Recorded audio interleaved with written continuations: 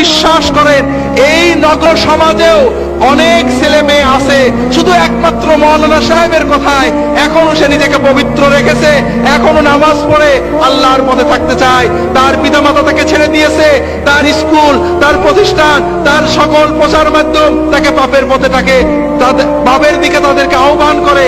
এরপরেও ওই যুবক, ওই কিশোর শুধুমাত্র ঈমানি চেতনায়, শুধুমাত্র আল্লাহর ভয়ে এখনো ভালোর পথে থাকে। এরকম শত শত হাজার হাজার যুবক আমাদের দেশে রয়েছে হাজিরিন। কিন্তু এরা কতদিন থাকবে? চারিদিকে ঈমান চোর কারখানা খোলা হয়েছে, বাঁচাতে হবে। এই বাঁচানোর, আমার ছেলে আপনার ছেলের ঈমান বাঁচানোর দায়িত্ব আমাদের সরকারের, ঠিক না ভাই? ছেলে কার? বড় আফসোস লাগে আমাদের মুসলমান অভিভাবকেরা, ঢাকা শহরের মানুষেরা সারাদিন ব্যবসা করেন, চাকরি করেন, অবসর সময় টিভি দেখেন, ক্লাবে যান, কিন্তু ছেলে মেয়েদেরকে সময় দেন নাকি? দেন নাকি ভাই? আল্লাহর হস্তে বলছি, আমি শেষ করে দেব। ছেলে মেয়েদের সময় দেন। আপনার টাকা, আপনার বাড়ি, আপনার গাড়ি, আপনার সোসাইটি, আপনার বাণিজ্য, আপনার রাজনীতি, সবচেয়ে বড় হলো আপনার সন্তান। আপনার টাকা, আপনার বাড়ি, আপনার গাড়ি কোনোটাই জান্নাতে যাবে না, জান্নাতে নেবে না।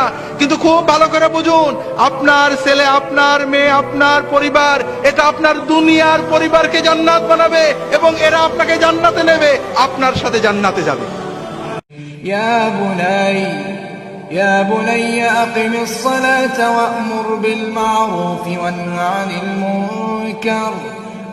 عن المنكر واصبر على ما أصابك إن ذلك من عزم الأمور ولا تصعر خدك للناس ولا تمش في الأرض مرحا إن الله لا يحب كل مختال فخور